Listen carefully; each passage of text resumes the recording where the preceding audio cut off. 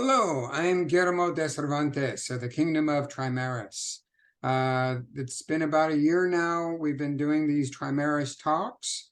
We started focusing on melee and strategy and Gulf Wars and Penzik and how best to do strategy. And you can look at YouTube for those videos. Last month we did a video of ladies in combat with armored combat and fencing. This month, I'm very excited to be here to talk about youth combat. And so I'm introducing Dominic. Could you introduce yourself, please? Hello, everybody. Thank you for letting us do this and watching along. My name is Dominic Bueller. I am the Youth Kingdom Marshal in the SCA. I'm known as Honorable Lord Domenico de Carono. And I've been the Youth Marshal for coming on 2 years now with this. So that's who I am. I've been in the SCA since I was 15 and had the option to do youth combat, but I was 6 months away from heavy combat. So I trained for the 6 months and just jumped right in with the adults. But so I've been at this for a minute. And once I had kids, and they became old enough to start playing, that's kind of where we got in there, and I got into doing that, and eventually I took over as Kingdom Youth Marshal. So that's kind of who I am, a little bit of my background. What is it about being a youth marshal and working with youth combat that you like most? Well, one of the things I enjoy personally is I'm a squire. I fight heavy. I fight rapier, but heavy is kind of where more of my focus is. And so one of the things I've really enjoyed about youth combat is I've taken the things I've learned over the last 20 years or more, and am able to teach it to the kids. And so when my boys get out there, and they inevitably, because we have obviously many fewer youth fighters than we do adults. When my boys get out there and they eventually rope some adult, some knight, some duke, some squire, or something into fighting with them, it gives me a little bit of pleasure and a great little chuckle when they're like, "Oh, this is some kid." So they start out on their knees, and then one of my kids throws out like a quick snap, back shot, Molinet combo, and it takes them completely off guard. And you see them go, "Oh, I can't just sit here on my knees. These kids are actually, they're not just swinging blindly for the fences." So that's one of the things that I really enjoy. Another thing is I enjoy the fact that my kids get to do something that I enjoy. So it's something we can bond over, something we can do together. And also, if they're having fun, I'm having fun. And that's what I think that really needs to be a thing that people need to realize, because everybody's like, "Oh, well, youth combat, this, that, and the other thing." Well, if you want to bring your kids and your kids are miserable, they will make sure that you are miserable. So when they can be involved, when they're having fun, you're going to, by proxy, have a much better time. It's going to be a much more fun environment. It's going to be a better environment. They get to do something. You get to kind of sit back and have some pride and like, look at my kids going out there and doing well and winning tournaments and so on and so forth. And, it's cool to watch them grow and see how they come up. So, and then also in being Kingdom Youth Marshal it gives me a little leeway to put forth the kind of tournaments that I would like to see us adults do, but we never get to. But because there's kids, they have so much enthusiasm for all this stuff. When you're like, "Hey, let's do a bear pit for, this amount of time," they're like, "Yeah, let's do it." Versus, somebody else like, "Oh, but it's hot. There's so much, that's a long time," or whatever. And, they want to get out and fight, but it's like the enthusiasm and that love of the game is there. And so, it helps kind of reinvigorate us as well.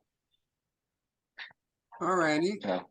So what are some of the options available? How can people get involved in youth combat, and what can they expect?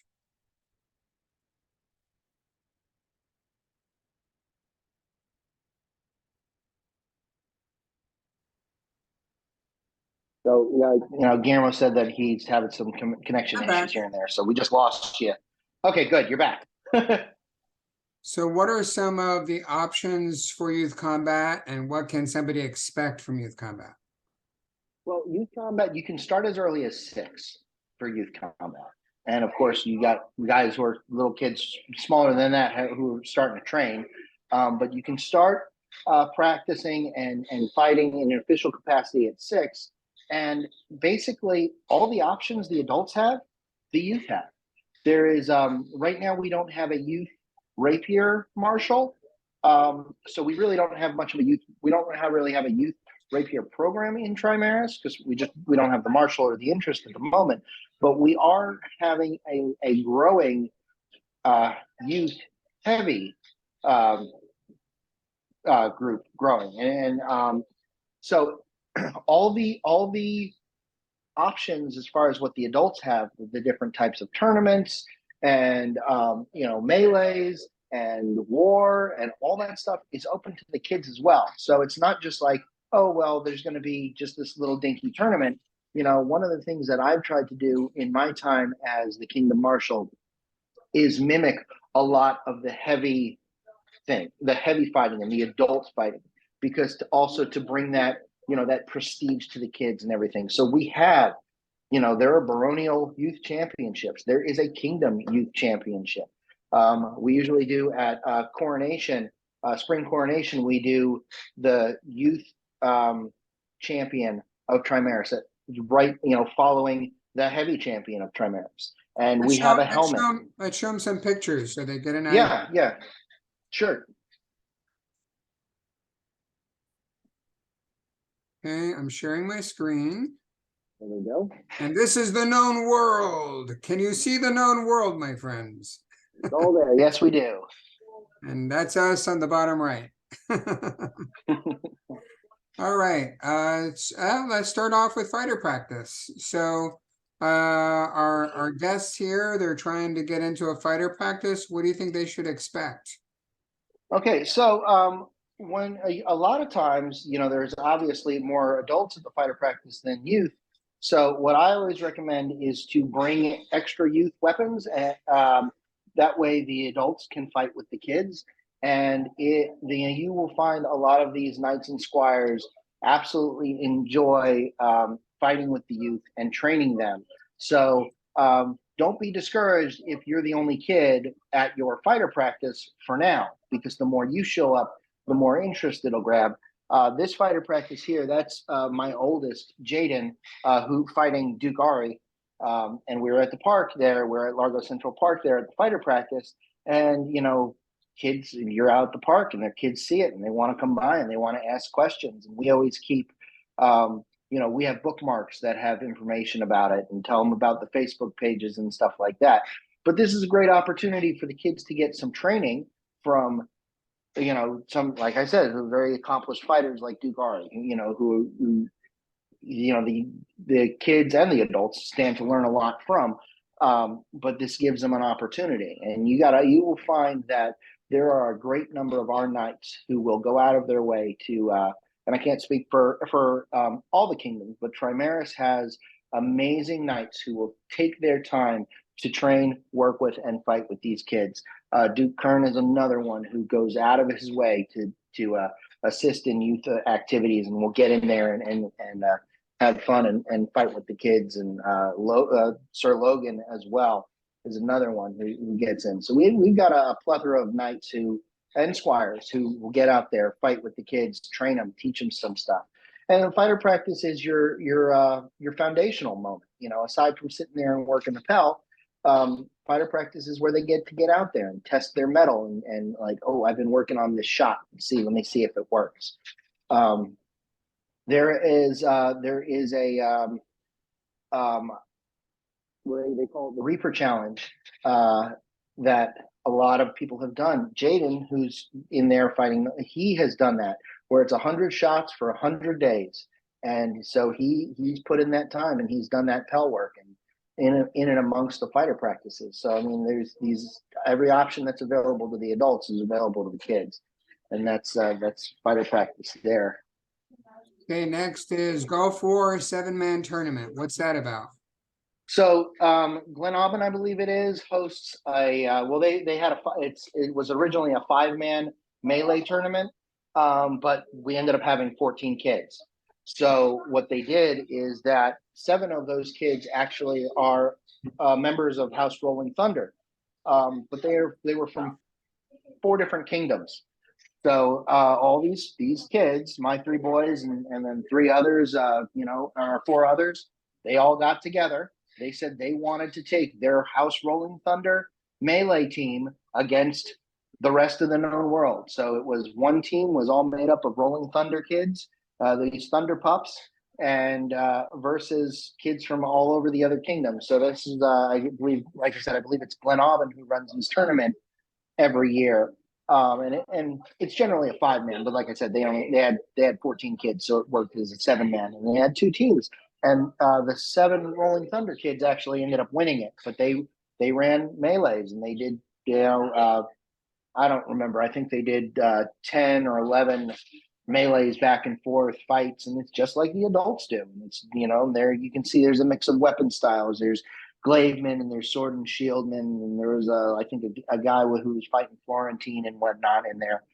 And they all got out and they all fought, and it was hard fought, and they did great. And I saw better communication, teamwork, and command in these kids than in some of the adult battles. And you can really tell who has parents who fight and work with their kids, and versus other groups. But if you see, they're all set up right, and there's shieldmen in the front and glademen in the back, and they went in and they did a really, really good job. So at Gulf Wars, they have all the same battles for the youth that they have for the adults. They have the ravine, the field, the fort, and slightly different formats in them, but they've got them all.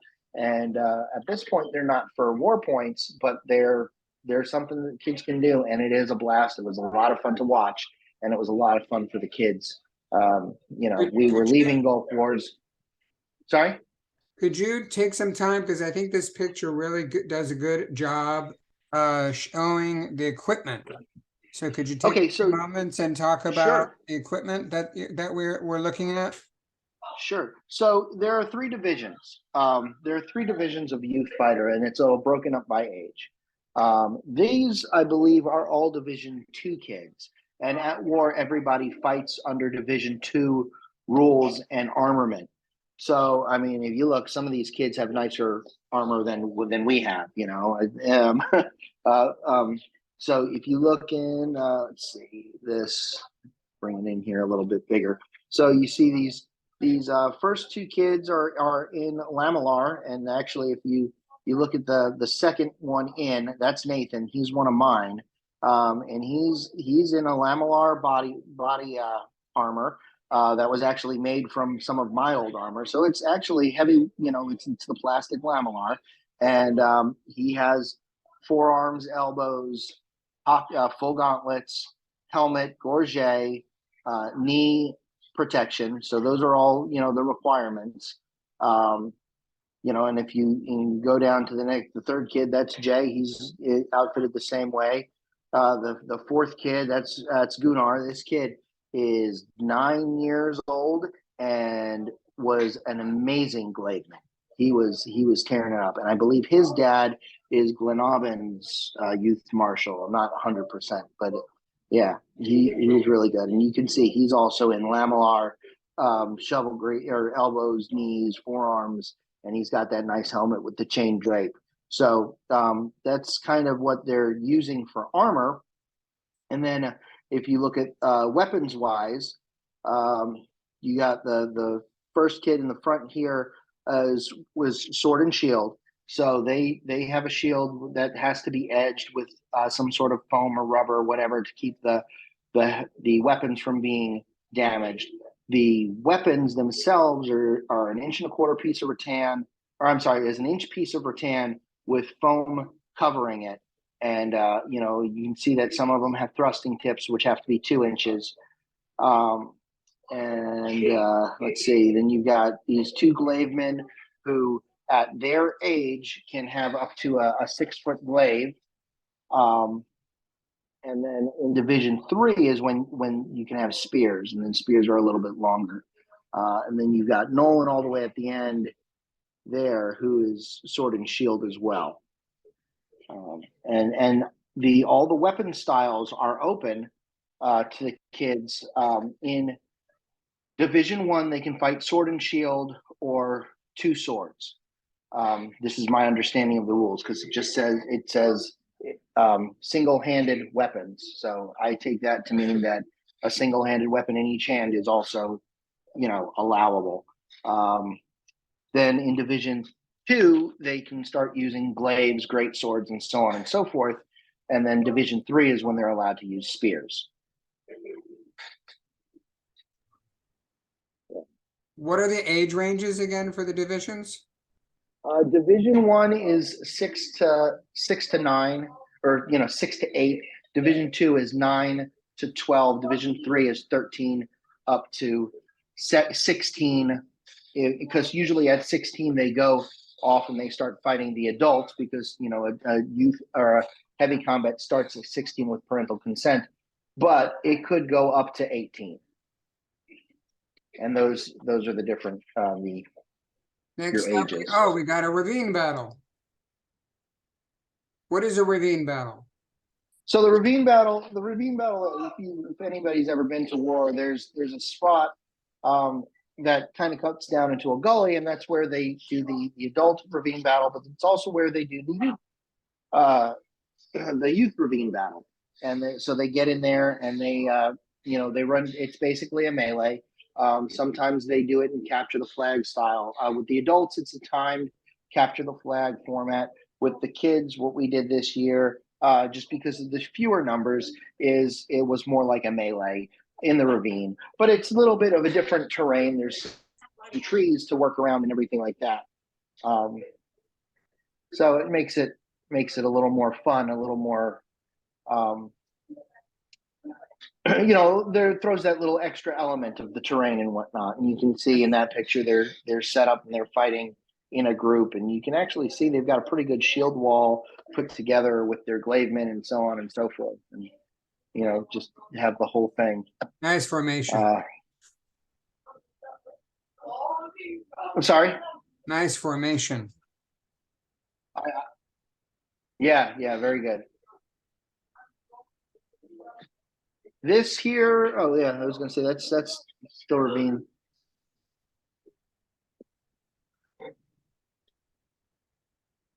Okay. Next up, we And got you can see where it's kind of broken down, and you get little pockets of skirmishing. youth versus chivalry. Say that again? Youth versus chivalry.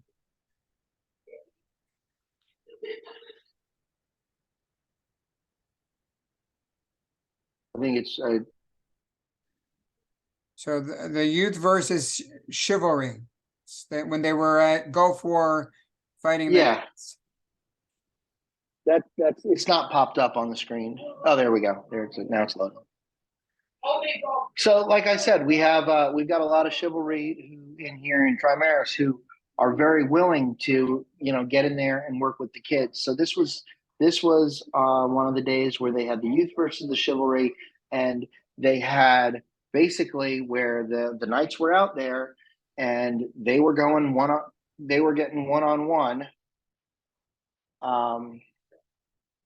getting one-on-one fighting in with that's Logan right there, Sir Logan, and he's one of our Tremarian knights, and Nolan, one of my boys, and they were out there and fighting. So it was a good little time where they had I think it was went for almost 2 hours, where the kids were fighting the knights and they were just cycling through, and the knights were able to kind of give them some tips and hey, you want to do this or want to do that, and kind of look at them. And it also gives the knights a chance to see what kids are out there, because they're looking around, and trying to get those. Okay, well, which fighters am I going to have to look out for in the future? And after that kind of one-on-one stuff, they did a fort battle. Um, they did a fort battle too, which was the chivalry against the youth fighters in the fort. And you know, the kids spent some time on the outside working a breach in. They spent some time attacking. They spent some time defending, and you know, they just had a blast. And you know, it was great. And it's.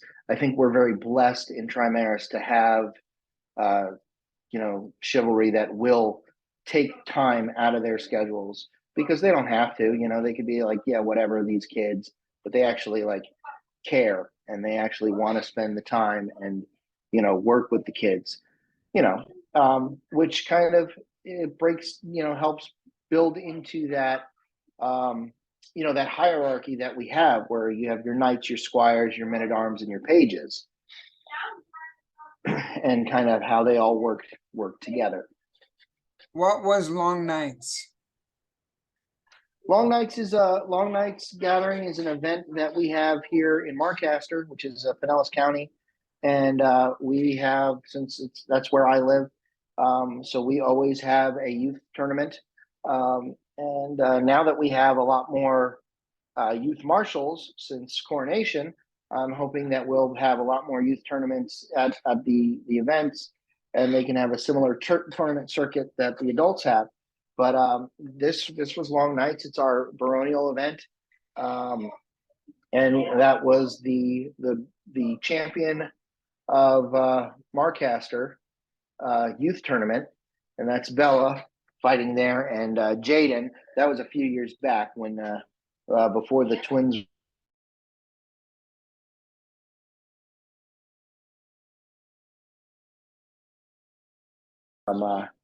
You know, and you can see it's like they're working on their body mechanics. They're working on being chivalrous and fighting in different positions. And, you know, they're Jay's legs and, you know, Bella's got to work on navigating how to fight somebody on their knees and not corkscrewing. And Jay had to learn, you know, and, you know, work how to fight somebody who had a, you know, the advantage there. So.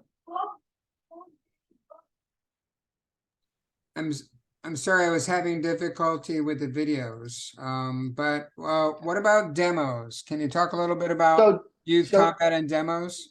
so we also do demos when the kids are available. I mean, the you know, the SCA as a whole does demos. Like we do. This demo here is MetroCon several years back, and that's actually Sir Logan fighting Jaden. And so in another capacity where we go to things like MetroCon, Comic Con, you know, the different cons and stuff, or the different Renaissance festivals and stuff, it's an added thing that we've started to add in while we were getting more youth fighters for them to show up and them to be in there because Comic Cons and everything, and it's a great opportunity for families to get out and enjoy their passion, whether it be, you know, Star Wars or D&D or whatever else, and get out and go and do that stuff. And then having this other aspect where you know, the kids are out there and they're doing their thing, you know, and they're seeing that, oh wow, you know, I could dress up in my D&D stuff and pretend to be a knight, or I could actually go there and do with this group and maybe become a knight, you know, and actually get to go out and do it. You know, because there is this, you know, the boys are out there, they're everyone, they're out there, and you know, kids are difficult as far as like garb and armor and stuff. I feel like that's all I do is make garb and armor because they grow so much, so fast, so often that everything is always being updated. But for for them to be able to kind of go through and then and do some research also and be like, oh, I'm interested in this. Like I've got one who's very interested in like Norse type stuff. I've got one who likes Roman type stuff. And you know, so they get to learn some history and then put it into practice and get out and go and fight. And then they get to talk to kids at these demos and be like, oh yeah, my armor is a Roman lorica and they was at this time period and they fought like this and this is how it is. And you know, and it's a blast and it's another way for kids to get involved, for people to get involved. And then you know, you have kids who are like, this is really cool. Hey, Dad, you want to do this with me? and then we suck the parents in too. And then you can get the kids to want to play. You can get the whole family involved. Must be really cool when the kids say, "Hey, your armor's really cool," and then your sons can say, "Yeah, and I made it." Yeah. So one of the things that I have always done with my boys is that if you want to do it, you need to learn how to do it. So if you see this Lorica that Jaden is wearing on his 6th birthday, I gave him the parts. I handed him a bag of parts basically, and the metal was not bent. And on his, when he turned 6 is when you can start fighting. And he sat out there on the stump on the anvil. He learned how to bend the metal for the body bands. He learned how to make the rivets. He learned how to cut the leather, and he built it all. So when we were out there and they would say like, "That's cool armor," he's like, "Yeah, not only is it cool armor, but I built this. This is it gives them some pride in their stuff, and they take care of it a little bit nicer. They don't throw it by the wayside so easily because they spent hours putting that together and learning how to do it. Plus, it gives them a skill, and they learn that skill. That leather working or light metal working and riveting and stuff that helps them with that problem solving of, okay, how do I make this so it's going to work? And also, they learn how to do it. So when they're older, they can sit there and do it. Like my boys are, Jaden's about to be 13. The twins just turned 11. All 3 of them can do some chainmail because that's, one of the things they've watched me do. When I was injured and I sat on the couch and I made chainmail armor for a month for Nathan, he wanted to learn how to do it. So they all learned how to do the chainmail and stuff.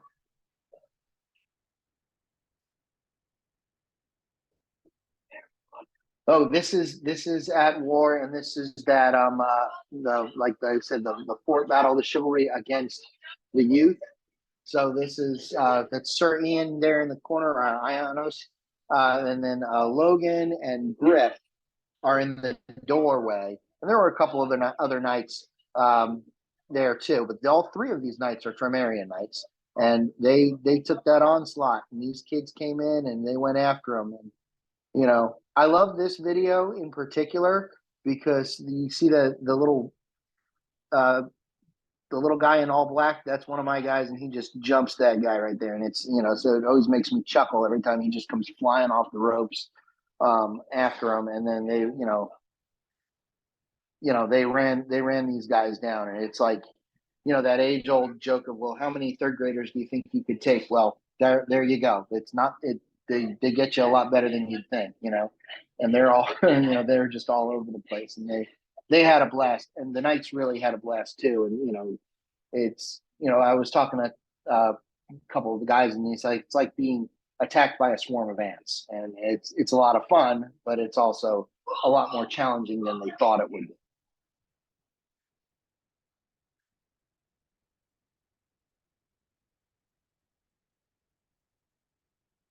Yeah. So, yeah, they come through that door all at once, and they thought they were going to get the best of them. But you can see in the teal, that's one of Griff's kids. There in the blue, that's one of mine. The black, that's one of mine. They're all just going on after them, and the kids enjoy it too. Especially so when you have kids who have their parents also fight, they get in there and they're like, oh well, I get to take a shot at my mom. I get to take a shot at my dad in a controlled setting where they, it's on a little more even playing ground. It kind of makes them feel like a big shot when they get the best of one of their folks. So. Guillermo, I think you're muted. I can't. Yeah. I saw your mouth move. You mentioned about the aspirations of knighthood. What are the steps in youth combat? What are the steps that they have to go through? So, generally, and there is, of course, it's not a requirement to do youth combat before heavy.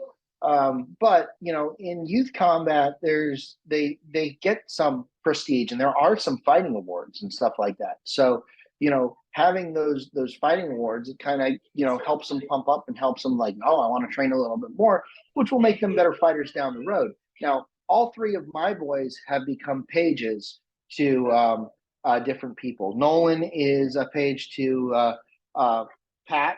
And so when we get to an event, I'm like, hey, Pat, he's all yours. You go and take him and, work with them, and he can help you with your armor and stuff like that. What And is a that page? What does that mean? So what a page is basically, historically your pages would be like your helper kids, your runner kids. It's like the stable boys and stuff that, that entry level, they would help the knights and help the squires, help them tote and carry and armor and, polish my saddle and, polish the helmet and that sort of stuff. For us, it's more like a knight or a squire or a man at arms or whomever is taking that page is saying that I'm going to take this kid kind of under my wing and I'm going to teach them, and I'm going to make sure that they're learning not just the martial aspects, but the other stuff. So my other two boys are pages to Duchess Maisie. So, there's some more, she's definitely has a little more finesse involved than Pat does, because she is, she focuses a little bit more on the arts and sciences and things of like that. But, so you have all those aspects, everything's kind of covered. And they also end up getting a household who kind of has their back. So Nolan, being a page who has taken a belt and has become a page to Pat, also has all of House Duntier watching his back, which is nice because I know that me as their parent, if they do something they're not supposed to, I'm going to have every member of Duntier going, hey, just so you know, your kid's up to this, and we're going to bring them to you, and we straighten them out a little bit, and you finish the job. Just like the other boys, if they do something, all of House Octu is going to be bringing them to me and going, hey, look, your kid did this. We straightened them out, finish the job, sort of thing. And, and it also gives them a little bit of like, hey, that's my Uncle Pat. I'm his page. He's teaching me how to fight and how to do art sci and play period games, and also instilling the chivalry and everything that we, these values that we hold dear. The whole thing of like, hey, you see a lady carrying a basket, your hands are empty, you got nothing to do, go carry that basket. And so helping to grow these young men and women into chivalrous men and women as they grow up and learn what they should be doing and how they should be acting, and the way to treat people with respect and honor and chivalry. What are we seeing here? So this here was at Long Nights this 2 years ago, or 2 years ago, I think. And Nolan was taking a page belt from Pat. This is my buddy Pat, Owen McPherson, Honorable Lord Owen McPherson. So he took Nolan as a page, and he made a belt for him, and it has his device on it, or it has Pat's device on it, and the Duntier device and everything on it. So he now has that belt, much like a squire's belt who has their knight's device on the tip, kind of like this guy, he's one of my guys. This is one of my guys. So that is what he's doing. He's sworn an oath of fealty that is obviously age appropriate for him, and with that understanding that, hey, although Pat and I have been friends for over 20 years and he's always been Uncle Pat, now there's a little extra weight to it of not only this Uncle Pat, but when you're here and you're his page, you check in with him, you help Aunt Stacy. Uncle Pat keeps on him about, hey, how are your grades? And it's more than just like, I have brothers and stuff. My brothers are teachers, but they don't ask the boys, how are your grades and how did you do in school? And there being rewards or consequences according to how they do. But since he's a page to Uncle Pat checks in. How did Nolan do on his report card? He got an A. He got a B. He got a D. Why'd he get a D? Okay, so he's going to have another adult, talk to him and be like, hey, do you need help? How can I help you? This is what I expect from you. when we get to an event, here are the, the rewards for your good grades or the consequences for your, your not so good grades, and help kind of keep them in line. So, but that's what's going on there is Nolan taking a page belt from Pat.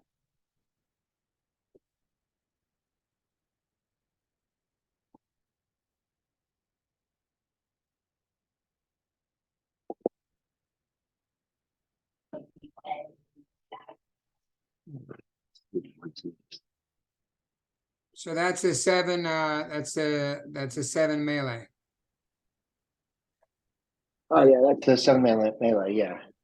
Um, is that the video from it? Yes. Yeah, I don't know if it'll be choppy or not, but yeah, if that's the video, you can. And that was really cool to watch there at war, Ooh. because like I saw some great commanding, I saw some great communication and some great teamwork. Is because I always say, I love all my brothers and sisters in the heavy weapons fighting community, but the great thing about kids is there's less ego involved. And each individual kid has less concern about, and I'm not saying across the board, not everybody's like this, but like the kids are more concerned with the goal at hand, which is win the fight, and less concerned with, how do I get the glory, and they want to work together, and to complete the mission. And because you have some amazing fighters out there, but you have to remember, what's the goal of your tournament, what's the goal of your fight. And in this one, it was, it's not so much how can I get the most kills, but how can we as a team beat the other team, take out the rest of the men or women, kids or whatnot on the other team. So it's really cool to see these kids who are coming out here, they're fighting, there's less ego involved, and they're really interested in making the thing happen. All right. So can you talk a little bit more about the rules? How do we keep our About kids which, I'm safe? sorry? How do we keep our kids safe? Can you talk a little bit more about the rules? The rules. Okay, sure. So the rules. So the rules, the rules are okay. So I said there are three divisions. I think I gave so it's 3 to 9, or I'm sorry. There's three divisions: 6 years old to 9 years old. That's Division 1.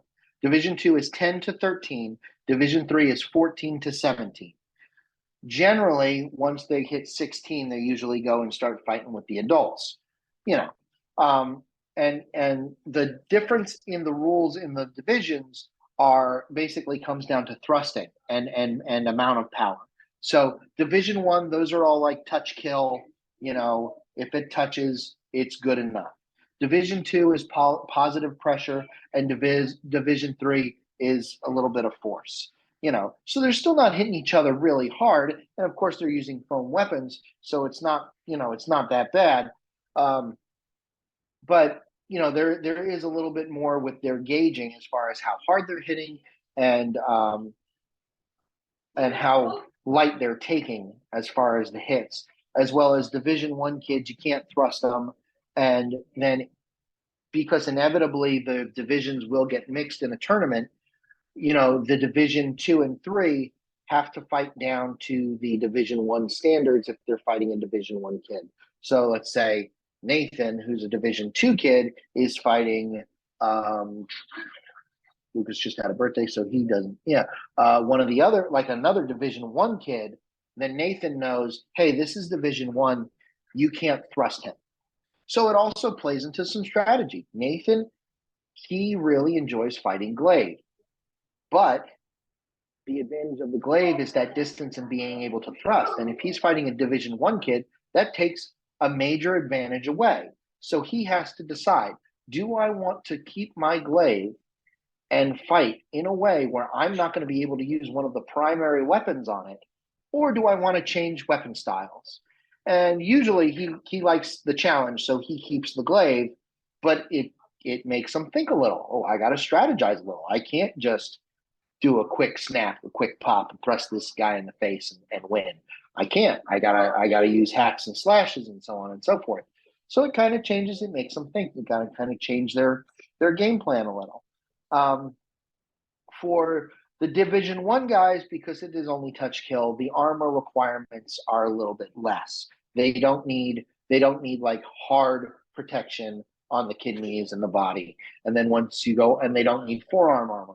Whereas when you go to Division 2 and 3, forearm armor is required. Harder protection is required in, you know, the kidneys and the neck and so on and so forth, because they are hitting a little bit harder. So, and then at war, everybody wears a minimum of Division 2 armament. So, you know, just for safety reasons and whatnot. And then for the scoring zones, you know, the attack zones, it's the same as the adults. An inch above the wrist, an inch above the knee, all the way to the head. Face thrusts for Division 2 and 3. You know, side of the head thrusts don't count. You know, just like everything else is just like the adult heavy. So legs are legs, arms are arms. You know, if they have a mass weapon, point of the hip, point of the shoulder. So all that other stuff is pretty much the same.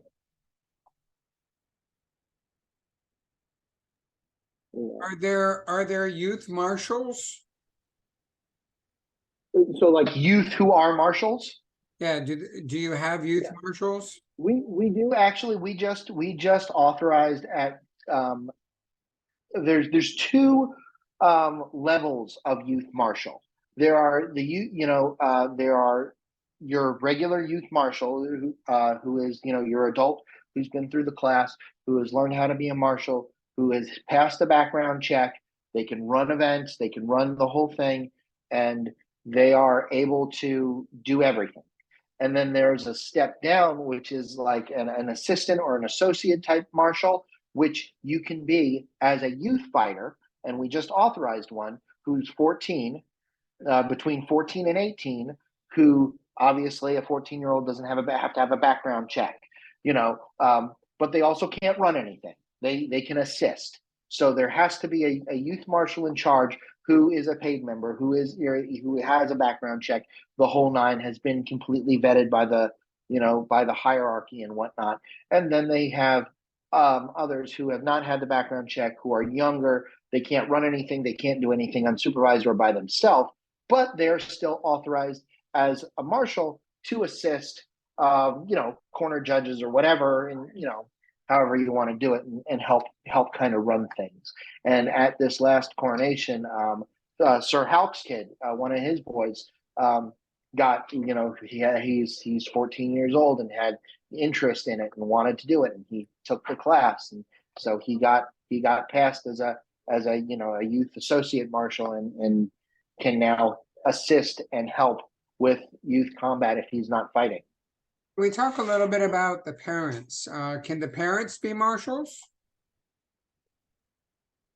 Yes, actually, I encourage a parent who to become a marshal, because that's for a few reasons. So you don't need any special, you know, you don't have to be anything special to be a marshal. All you have to do is be able to pass a level 2 background check, which you can run through, that goes through the society. It doesn't cost you as the parent anything, or you as the person who wants to be the marshal anything.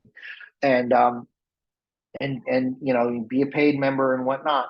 And I really encourage the parents to become marshals, because then, you know, if you show up at an event, excuse me, if you show up at an event and something happens where the marshal couldn't show up, well, then, you know, there's going to be somebody who can run that tournament, and your kid's going to get to play. Your kid's going to get to do the thing.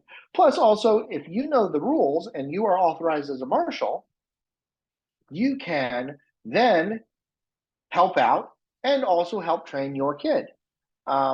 And you don't have to be an authorized fighter. So you don't have to be a heavy fighter, or you don't have to be a rapier fighter. You know, if you're not somebody who is interested in the martial aspects of the SCA, and you only want to do the you know, the other stuff, that's fine. You can still be a youth marshal. There is no requirement in any level of martialate to be an authorized fighter in order to be a marshal. Because You can be a heavy, the job of a marshal is safety. right. It's a safety thing. You don't have to be a heavy marshal to be a heavy, or you don't have to be a heavy fighter to be a heavy marshal, or a rapier fighter to be a rapier marshal, or a youth fighter or a heavy fighter or a rapier fighter in order to be a youth marshal. Marshals are all about safety. Anybody can do the job.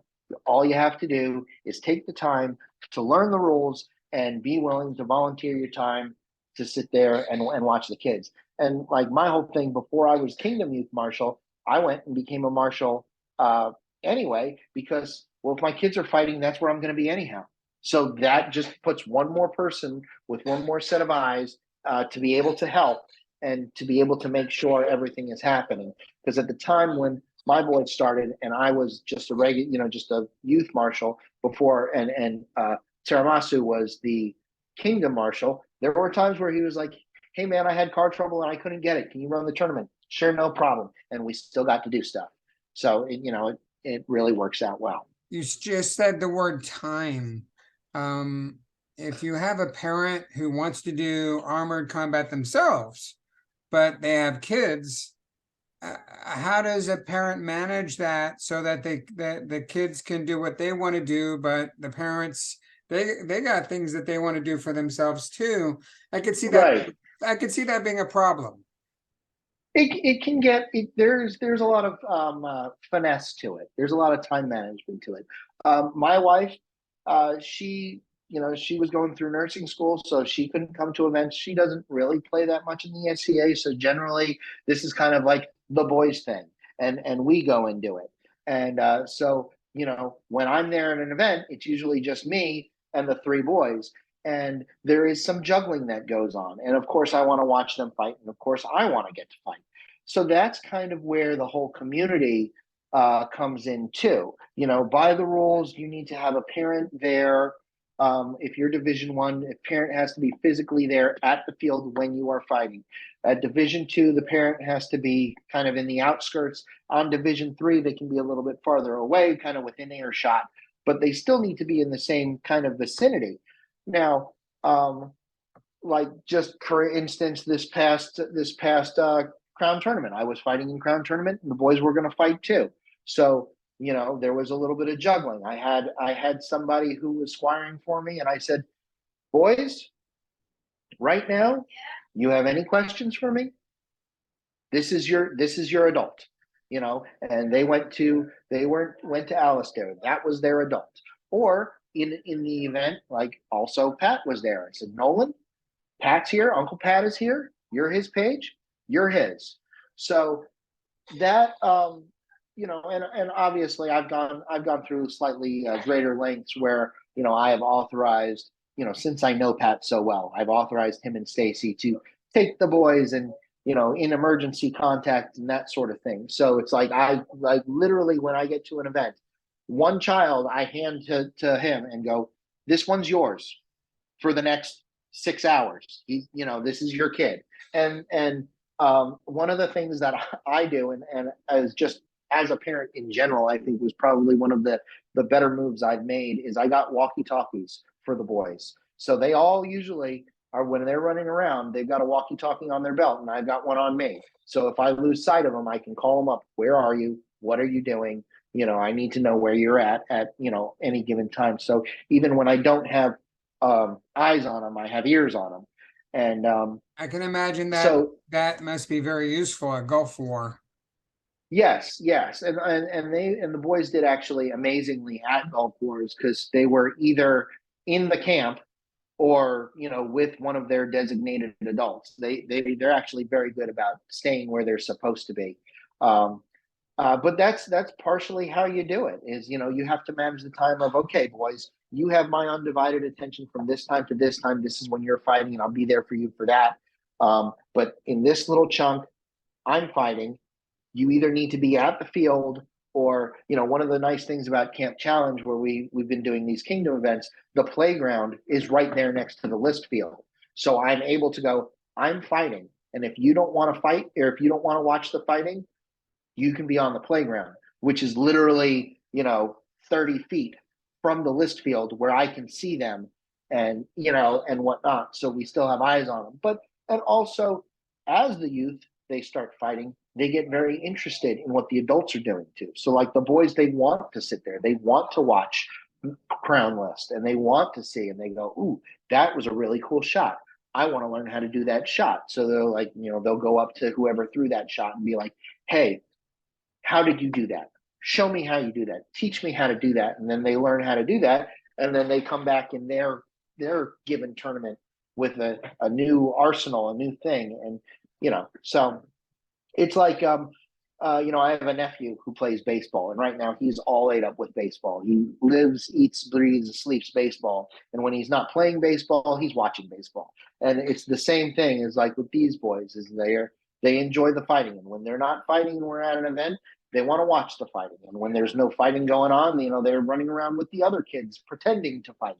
So, it really kind of snowballs in that. And it is difficult to balance that and that time management. And anybody who is a parent who is getting started in this, I can tell you from experience, even by having the three boys, as they get older and as you kind of get into the groove, it gets easier because you kind of learn, okay, this was a horrible idea and we're not going to do it that way anymore, but this way worked. So you kind of feel it out. And actually Trimaris has a very good group of parents who grew up in the SCA who now have kids who kind of help police each other's kids, and we all kind of like take each other as kids. And like I had Sir Johan's daughter at war. I was like, hey, I've got her, we're going to Merchants Row. So we kind of all help each other out as you get to know each other and become really, because the SCA is a community and it really should be a family, and we should be, they say it takes a village, and it is that, so everybody starts kind of helping each other out. And it's like, okay, and that was another time management thing, is that, say there is a tournament or a battle, and, if we're talking about war or whatnot, I wanted, there's like, I love the ravine battle. That is my favorite battle to fight in. As a heavy fighter, I want to go fight the ravine battle. I could take or leave the field battle. I mean, I enjoy it. I love doing it. But if I had somebody, if let's say you had a kid and you were like, I love the field battle, I want to go fight the field battle. Cool, Guillermo, I'll watch the kids. You go fight in the field battle. You watch the kids while I fight in the ravine battle. And you break it up. We take turns and take care of it all. What about females in youth combat? Have you seen much of that? It kind of goes in spurts. We had Serena's daughter fought in youth battle or in youth combat for a little while, and then she got into horseback riding, so we haven't seen her too much. But she was fighting for a while. Theodora, who's Thomas the Confused, his daughter, she fought for a while, and then she got a little bit older, and she was less involved just in general. So we haven't seen her in a little while. Griff's daughters, you want to talk about feisty? She's in there with these guys and tearing it up. So you see it. It tends to be, you see the little boys a little bit more, because they're all ravenous and rabid anyway, and they all want to get in there. But we do have some youth fighters, and I think at war it was probably a third of the youth fighters were girls, and they were getting in there, and they're holding their own, and they're doing just as good. And so there's no you can or can't do this. I mean, some of the when you get into the adults, some of the best fighters I know are, like, just look at Cherish, Yeah. Are there any special considerations that you've come across with female young girls in armored combat? The armor is the same across the board. It's not generally an issue at that age. Now, when you get into that Division 3 and you start developing, then you might want to consider chest armor a little bit, a little bit different design or a little bit better design. Once little girls start developing, and then you want to armor a little bit differently, more like the adult female fighters. But again, it's not a requirement. Then when they say a chest armor, it doesn't say specifically it has to be this type or that type of armor. So yeah, the things to consider, groin protection, male or female, doesn't matter. They all have to have. Like I said, chest armor is really not a concern, and there's nothing specific in the rules that say you have to have it one way or the other. Although, as girls start to grow up, their armor might have to change a little bit in design to, allow for the way they're growing. What are some of the hardships or the biggest challenges you've had to cope with youth combat? So I would have to say, by far, the biggest challenge in dealing with youth combat is they are constantly growing. And this is across the board. There is about a week before any event I go to, I tell the boys, go through your armor, make sure everything fits. Because inevitably, something doesn't fit anymore. Inevitably, my cup doesn't fit. Inevitably, my gloves don't fit, or whatever. And some of the stuff takes time to build. Some of it you can Amazon the next day and have it. I've had to go. Whereas, I like the boys to have good armor, and I like them to have nice looking armor. I don't want them to be all duct taped onto each other if I can manage it, although it happens.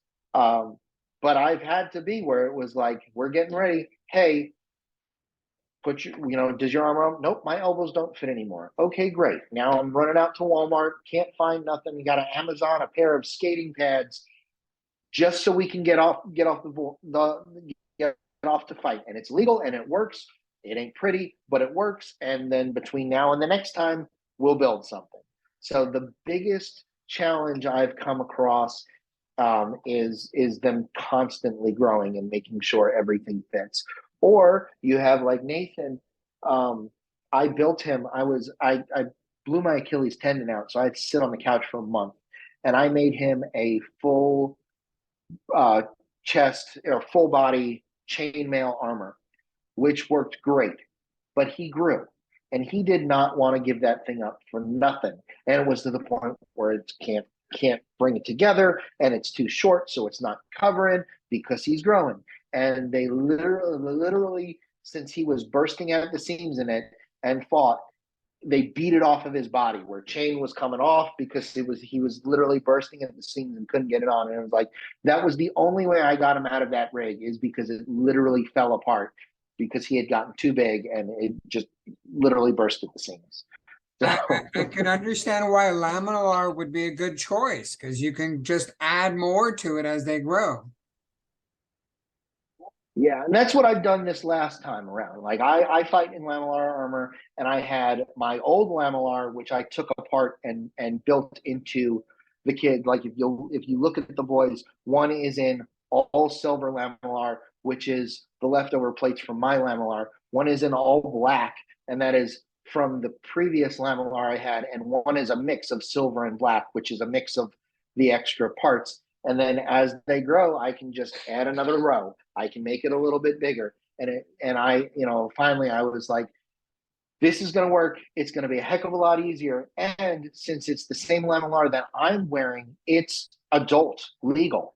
So when they make that transition from youth to adult, I'm not going to be building 3 new entire rigs, or they don't have to build 3 new entire rigs, because it's the silver stuff is from Valkyrie Forge, and the black stuff is from Lamellar.com, I think it was. But it's all adult SCA legal plastic plates, and so they're off to the races.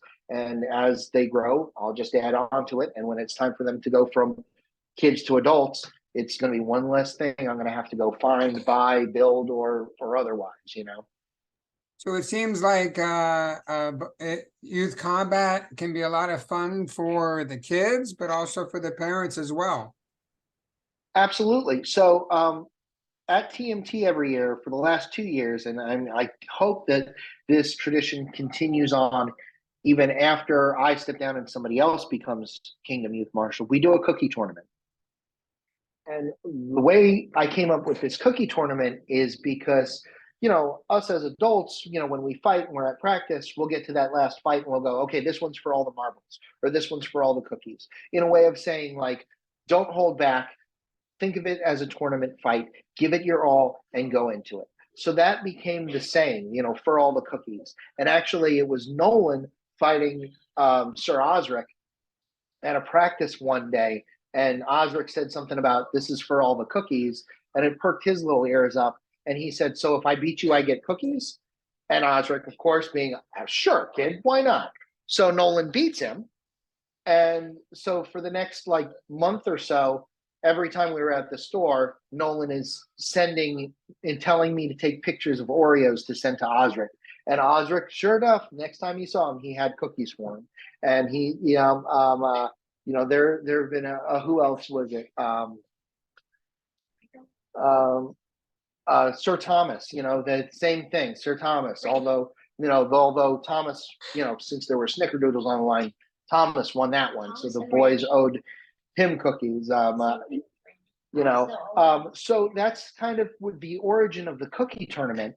And now at TMT every year, since I had said we're doing this cookie tournament, and the prize is all of the cookies. I usually get either somebody to make, or I'll go to Publix and I'll buy sprinkle cookies because sprinkles are for winners, like 24 cookies.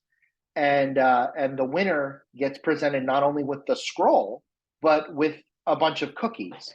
And you know, they're generally pretty good about sharing it all and everything like that. And there's cookies there that, so you can sit and watch the tournament and eat cookies, and that brings some of the adults to come in. But the other big pull is that when I started talking about this cookie tournament, there were adult heavy fighters who were saying, well, why can't we have cookies? And my response was, well, you can, you got to fight for them, you know? And they're like, well, why can't we get cookies? And I'd say, well, it's not my fault that the heavy marshals aren't as cool as the youth marshals, you know? And so what happened with the cookie tournament is the kids have to go find a heavy fighter to be their partner.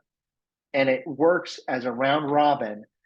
And there are 2 people on each team. So 1 youth and 1 adult fighter, all fighting with the youth weapons. And the adults love it because they're fighting with foam. They're hitting way harder than they should. The adults are hitting each other harder than they should because it's foam and they're wearing their armor. It doesn't hurt them. I have to rebuild the weapons every year after because they completely destroy them, but it's completely worth it. And it brings other people to come and watch. So you get the kids who they watch, and since it's at TMT, the kids get to watch Crown List, and they look at who does well in Crown List.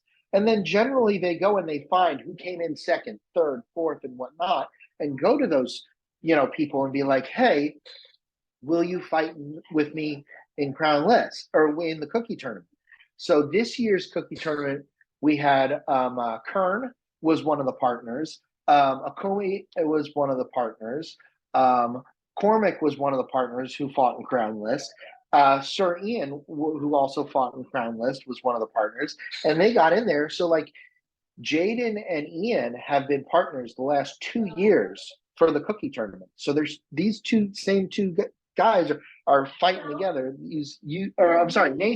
Nathan and Ian have been partners the last 2 years. So, you know, they've got this history. Well, now he's getting to know this knight who's also a great guy, and they're kind of learning each other and working together. And in the end, the winner, hey Nolan, can you go get me your cookie scroll, please? Your cookie scroll. So at the end, you know, there's the heavy kids, the heavy fighters are there, the youth fighters are there, the heavy fighters are having a blast, the youth fighters are having a blast, the kids are getting to fight some of the adults and everything like that. And so this year, one of the cookie scrolls was that.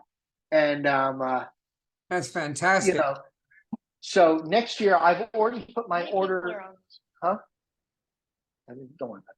So I've already put my order in with the scribes for next TMT. I have requested that they have something reminiscent of St. George and the dragon, but the dragon being Cookie Monster, and something reminiscent of Beowulf and the Grendel, with the Grendel being the Cookie Monster. So my kind of thing is like, not only do you have the prestige of, you get by the adults enjoying it and having fun fighting in it, we're getting more people involved in it. And you have the pull of the cookies.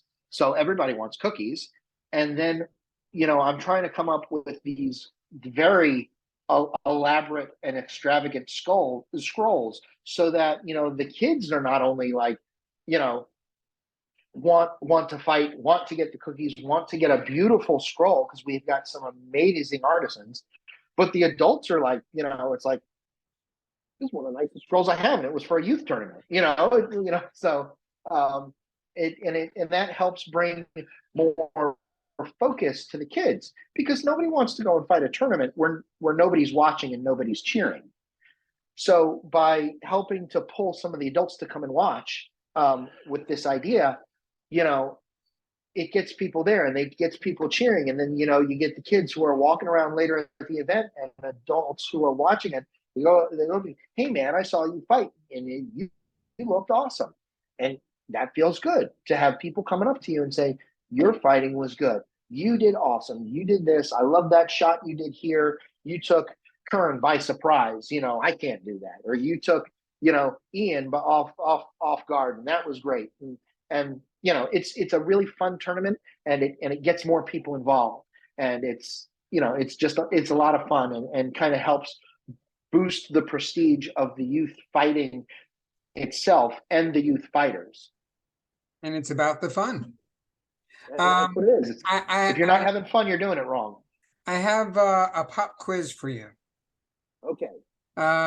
We have something in the SCA and in chivalry called the knightly virtues. And these are the virtues that we aspire to for chivalry to be the best we can be. And so I'd like to share a virtue with you, and you tell me how youth combat would help teach that to the youthful fighters. First one is pretty obvious, prowess. So for prowess, one of the things that will help is, like I said, I try to outfit the boys in a way where they look good, not just are going out there with their stuff duct taped to them. And I have them work on their own armor so they have some pride in the way they look. So when they get on the field, they have that look to them. My boys, and this is not by any means a requirement, my boys' devices, all three of them, the bear with the spear, the crossed swords, the raven on the three colors, those devices are all registered to me as badges that they use. And when they're old enough, I will gift them to them. But those are their past devices that only they use. So it's starting now to build that brand of those kids, of that prowess, and recognize that shield and that person. So for that aspect of they're getting out there, they're having their prowess on the field, but also in the acts of fighting honorably and chivalrously and having a consort and things of that nature. You also mentioned them going to practice to build the skill and learning how to do the shots that are advanced shots, through their practice, and how surprised that some of the knights are that of the prowess of the boys, of the youthful fighters, because they're much better than they expected. They underestimated them. And they see the prowess and the skill that they've developed, and they have to, okay, I got to stand up because I can't take that disadvantage because these kids know what they're doing, but going to practice and focusing on their skill, improving their overall skill and prowess must be very rewarding, especially to be able to go to war and to be able to take that with them to war. What about the second one, honor? So with honor, as part of it is they're learning how to fight honorably. They're learning that, look, call your shots, call your shots properly, and don't get all caught up in like, well, I hit him and he didn't call it. Well, that's on him. You call your shots. You do it the right way. Doing things like, oh, I took his arm, I'm giving up my arm. Or I took his leg, I'm going to give up my leg. Stuff like that, where they're learning that honor and chivalry and the proper, ways of doing that. And obviously not all the time, because there are some times where you have to keep that honestly one advantage that you get, but they're learning all of that, and to properly, enter the ring and fight honorably. And like Jaden fights for Chrissy, Mistress Chrissy, and he has a mermaid that he has hung from the back of his shield that he has been fighting for her. She has been his, his youth consort or whatnot. He has been her youth fighter since he was 6. And when he gets on the field and they make their salutes, he looks for her on the field and he looks where she's at, and he, does that, and he salutes in the direction. So he's learning that honor of, how to do that, which also goes into, prowess and everything, and chivalry and the whole nine. Some of what you've talked about off the field, as a page, and meeting the responsibilities of a page, that must teach them honor in a different way of responsibility and duty. Absolutely, because they know that, when we get on site, something I've always done and something that was instilled into me by my knight, Sir Arturus, and when I was a man-at-arms, the squire that I was under, Rudy, one of the things we always do is we set everybody else up first, and then we set our stuff up. So the boys have continued to do that. So like when we get there, 2 of my sons are pages to Maisie. When we get there, the first thing those boys ask me is, where's Maisie and does she need help? And, like I said, she's not here yet. I'll let you know when she is. So when Greg and Maisie got there, the day of Crown List, that was one of the things they did. There's Maisie. I see her. They go to her. How can we help? What can we do? Honor through service. Absolutely. What about humility? So humility can be a difficult one for them, especially little boys, because they like I mentioned before, is that when they're in a melee situation, there's less ego, but when they're one-on-one, they get very competitive. So that humility of take your shot, and I will be completely honest. I've thrown my own kid out of a list because he's arguing about shots. I have no qualms about it. I will throw you off my field if you are not fighting honorably, if you are being a rhinoing or whatnot. Doesn't matter. I don't care if you're my kid or if you're somebody else's kid. This is the way we play. This is the way we do it. We are honorable. We are chivalrous. We are humble about it. And if you are going to argue about it, well, I hit him and well, I did this and well, I did that. Okay, cool. We'll deal with them if they look like they're doing that, but you're not going to argue and you're not going to show out either. And so sometimes that's kind of a big pill to swallow, knowing you got that shot. And we do it as adults too, where we got that shot and we knew it was good, but they had a dead spot in their helmet. They didn't feel it or whatever. And sometimes it's rough to swallow that pill and go, no, they're in the armor. They're in the armor. They got to call their stuff. And I got to make sure that I'm doing what I'm supposed to be doing. I'm being honorable and I'm being humble. And off the field, back to, being where, you're helping everybody, where that's a lot of the focus is, hey, go help people, go do that stuff. Service. Bringing yourself down to that service, humbling yourself through service, and understanding that, hey, you know what? There's some of us who are getting up there a little bit in age, and they don't need to be carrying their own chairs. And they don't need to be carrying baskets. When you're a young buck who's good and strong, go grab that basket and carry it for that lady, or go help them pack out their stuff or whatnot, and not thinking that you're just because you won that tournament, you're some hot stick. I'm look at me. No, you got to remember where you are, and that you're also here to help and to be there and to help serve other people too. And I've seen that with adults. I've always been very impressed that many I believe it's a tradition in Trimaris, when king or queen steps down, quite often they'll be serving at feast, or they'll be washing dishes, and I've always been impressed with that show of humility, that hey, we're just people just like everybody else. Right. Yeah, exactly. I've for the most part, I've been very impressed in Trimaris that, um, sure, we're knights, we're kings, we're queens, but it is still a game, and we are servants of each other because that's what betters the game, um, and helps and pushes stuff forward, and that ability to go from wearing the big pointy hat 1 second to here, let me help you the next, and I've been impressed. We've had, many a king and queen who are like, why are you in here washing dishes? You're currently on the throne. Well, guess what? My hat's over there, and this dish needs to be washed. Humility.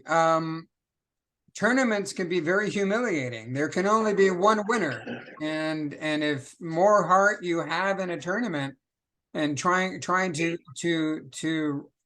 be victorious, when you're not, that kind of, for me as an adult, it inspires me to work harder. And it kind of puts me in my place and tell me what I need to work on, because I'm not there yet. Right. And again, with tournaments, it's not only being a good winner, but being a good loser too. And I've learned a lot more. Losing will teach you a lot more than winning will ever teach you. And that is one of the things that they have to go, oh well, this didn't work. Why didn't that work? Well, this is why that didn't work. Or being upset about, oh man, I thought I was going to have this one. I was going to win, or I wanted those cookies. Well, guess what? You don't always win. Life's not fair, princess. That's one of my boys will tell you. I tell them all the time. Life's not fair. Anyone who tells you otherwise is selling something. That's the way it is. And just learning to deal with those wins and those losses with grace is, both extremely important. We'll do one more. Courage. So when the boys started, I can tell you this: when the boys started, they were very timid about, getting out there and hitting not one each other, because I always have to tell them, lighter, stop hitting so hard.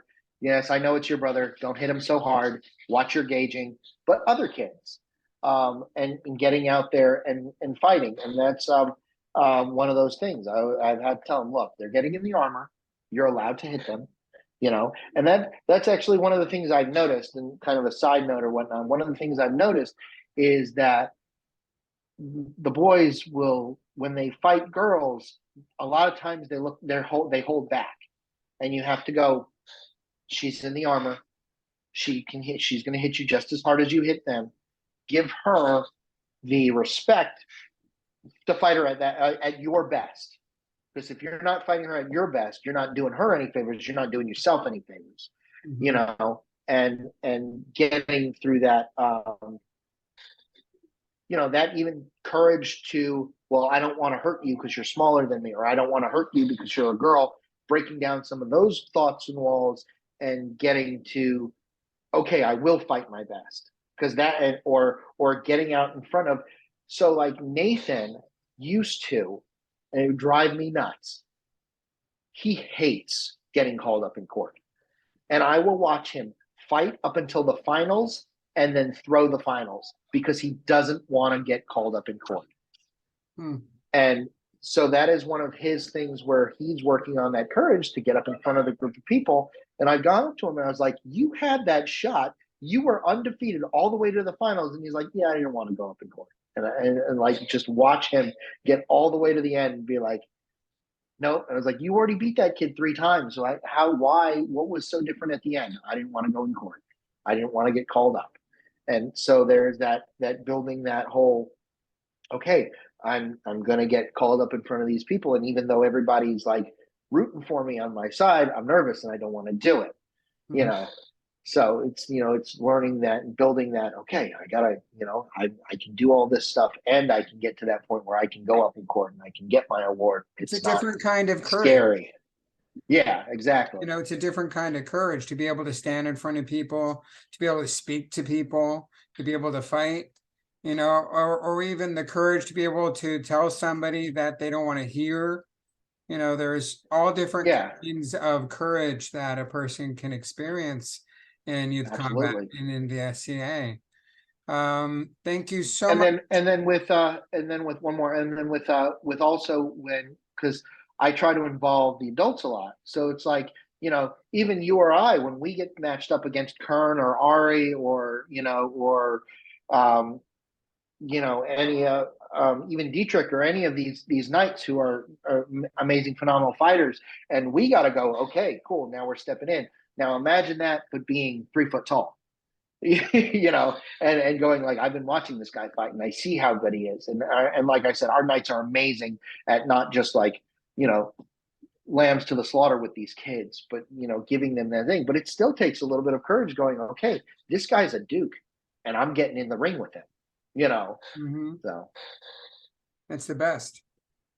Oh, So yeah. thank you for spending this time with us, Melissa and You're welcome. family. Thank you for joining us. Our goal today was to try to inspire youth combat participation, and we will be sharing this on YouTube probably tomorrow. And I appreciate everything that you've done for us the past 2 years, Honorable Lord Dietrich. I mean, sorry, Dominic. Yeah. I'm not that good. Yeah. But thank you so much for all your support and guidance, and I hope we can create a wonderful experience for our youth combat participants in the future. Absolutely. And if anybody has any questions, feel free to reach out to me. Or if you see me at an event and you want more information, I also have a ton of loaner gear. So if you have a kid who is interested in getting into this, I have all the Kingdom's youth loaner gear, and I have probably 3 or 4 totes full of armor. And as my boys grow out of stuff, it goes into that pile too. So if you're like, oh well, I kind of want to try it, but I don't want to make the investment, well, just get with me. Well, I'm sure we can find something to We'll put you hook you together to up. give it a. We will hook you up. Come on by. We will get you outfitted. So Thank you, everybody. Have a good you're night. welcome.